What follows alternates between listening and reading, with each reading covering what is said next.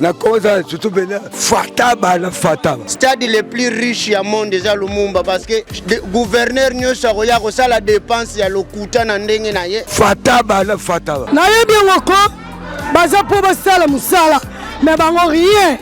Bazo sala loroté. Fataba la Fataba. Je sais qu'ils sont allés là-bas pour aller avoir leur avoir. Ils ont oublié le but. Fataba la Fataba. Tu votes pour le blessé dans le parlement.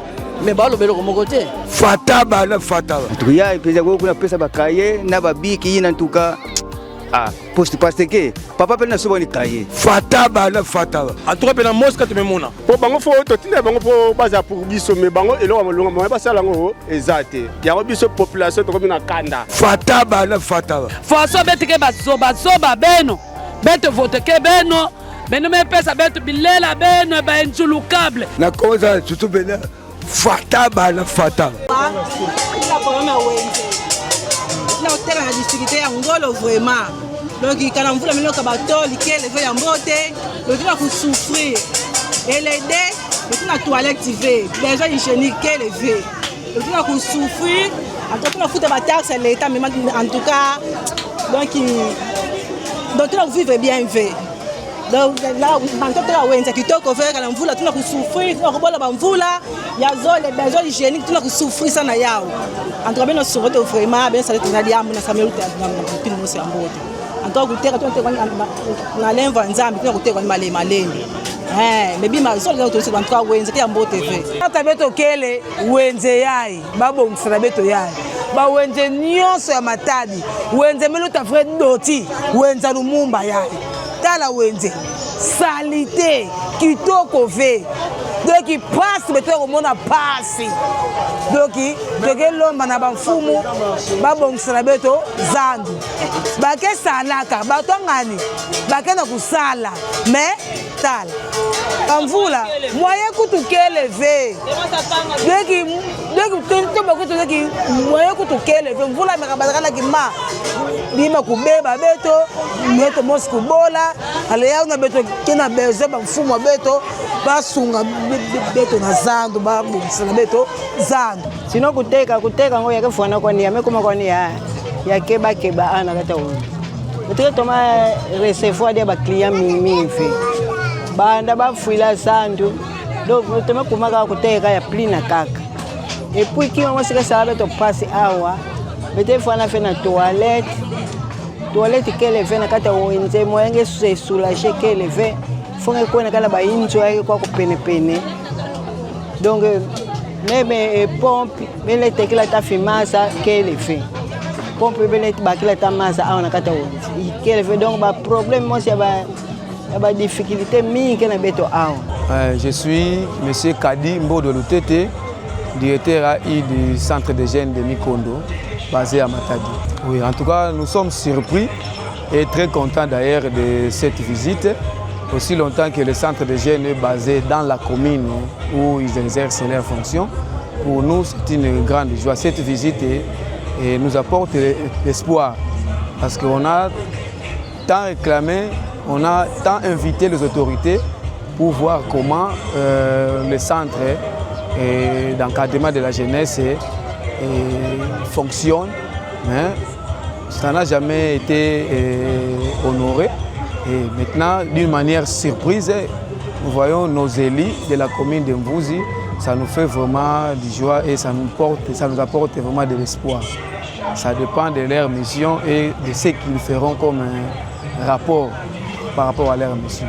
D'abord, mon premier mot est adressé aux élus du peuple ici présents.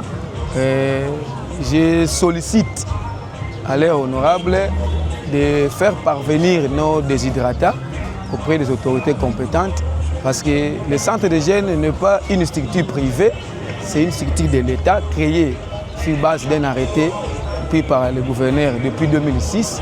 Mais en voyant l'état actuel du centre de jeunes, ça ne répond plus aux normes d'encadrement de la jeunesse. Alors, il n'y a pas très longtemps qu'on a adressé une lettre auprès du gouverneur pour présenter nos déshydratats et les défis et tout ce qu'on a comme besoin ici. Je ne sais pas ce que je pouvais dire si c'est resté lettre morte ou comment, Mais comme je l'ai dit tantôt, cette visite pourra peut-être réveiller notre démarche auprès du gouverneur pour qu'il vienne vraiment en aide au centre des jeunes. Et surtout pendant cette période pluvieuse, si la pluie nous surprendait ici, en tout cas, on n'aura pas moyen d'organiser une quelconque activité de jeunes. Donc, le centre des jeunes a vraiment besoin d'un accompagnement des autorités. On n'a jamais eu de subventions. Ici, nous égorgeons les personnels qui ne sont pas pris en charge par l'État, qui ne sont pas mécanisés. Alors, seul le centre des jeunes prend en charge ce personnel. Alors, si l'autorité accompagnait et appuyer le centre des jeunes dans tout ce qu'il fait ici, je crois que les choses iront mieux et on aura très bien encadré cette jeunesse comme il se doit. Les jeunes sont là, les jeunes fréquentent le centre des jeunes malgré son état. Comme ils aiment leur maison, ils viennent à tout moment. C'est aux autorités de voir est-ce qu'ils sont désintéressés ou comment. Nous, on a écrit et comme je l'ai dit, nous sommes très contents de cette visite. Je crois que ça va réveiller encore toutes les demandes que nous avons formulées. Quand on venait de les dire que nous venons de faire presque la tournée de toute la commune, et cette tournée entre dans les cadres de nos missions parlementaires. Il était question de mettre en place une commission d'itinérance dont j'ai bénéficié le mandat de mes pairs pour être le président de cette commission. Et nous avons débuté notre mission d'itinérance à partir du marché stade. Nous avons pu constater les préoccupations de la population de ces coins. Après le marché stade, nous avons pu orienter notre mission d'itinérance vers le marché Mikono. Et de ce côté encore, les préoccupations ne cessent d'être alarmantes. Il y a même quelques habitants du coin qui ne cessent de réclamer la présence des bourgmestres qui est presque invisible dans les terrains. Et ça prouve à suffisance que la commune est vraiment ingouvernable. Et nous, étant qu'élus du peuple, nous allons faire notre travail parlementaire. Comme vous le savez bien, nous sommes l'organe délibérant. Et étant qu'organe délibérant, nous avons aussi la mission des contrôles parlementaires. Et cette mission que nous venons de faire entre aussi dans ces cadres. Et ici, nous venons de citer notre mission d'itinérance ici au marché Mboadou, El Mvouzi. Et comme vous pouvez remarquer, il y a l'engouement de la population et nous déplorons quand même, il y a l'embouteillage à haut niveau. Et je crois, nous venons de constater tout ce qui est préoccupation de la population. Et à notre niveau, nous allons faire un rapport qui sera sanctionné par l'approbation du Conseil. Et je crois dans les jours qui suivent, il y aura des solutions idoines pour soulager tant soit peu le besoin de la population. Et surtout, nous ne cessons pas de souligner et appeler la population à la vigilance.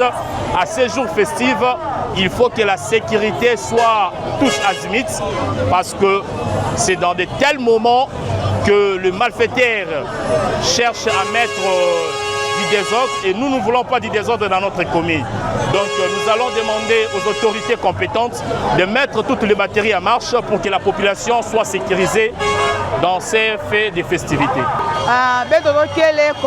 Conseiller communaux ya commune ya Mvouzi ina belo mosinkangu belo solaka e beto metambula na commune ya beto samu na kuzaba ya tete nkangu kena kufetela mutindu nini eske bana kufete na ndembama insécurité keleve toni faso beto metambula na bawenze beto mebanda na wenze stade tomekola na mikondo tomekuiza ti awa tozola kuevaluer façon nkangu ya beto ya Mvouzi kena kufetele parce que bourgmestre penza na kumonika ve na bakommune autorité mosi veke na kuluta na bawenze na bakartier sam na kuzaba façon kangu ke na kufete beto mezaba tomwa na fin de l'année tuka mvula mutu nyonso ke sosaka façon nike zingila miyibi mpe bametelema bana kusosa bana kuderange nkangu ke na kukwamiswa mingi yao beto beto banona foto luta totala nkangu ya beto eske baina ke na kuteka bana kuteka na mutindu mosi ya mbote baina ke na kusumba bana kusumba na mutindu mosi ya mbote baina peke na inzo bana kulutisa bankinzi na mutindu mosi ya mbote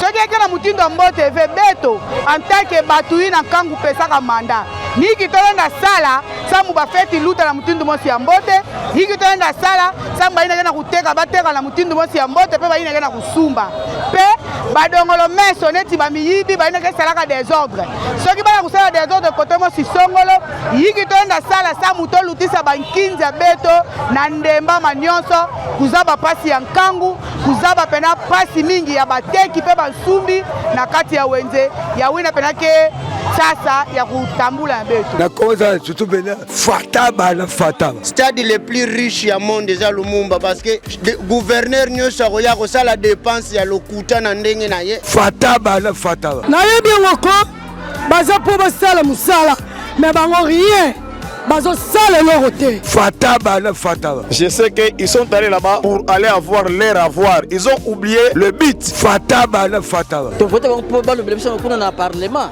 me balobela komoko te fataba na fataba. tuya ipeza kuna pesa bakaye na babiki ina ntuka poste parce que papa pe na soba ni kaye fataba na fataba. En tout cas pe na Mosca te memona. Po bango fo to tinde bango po baza pour biso me bango eloko malonga mo ba sala ngo ezate. Yango biso population to komina kanda. Fataba na fataba. faso betike bazoba beno bete voteke beno beno mepesa betu bilela beno baenjulukable na koza surtout bena fataba na fataba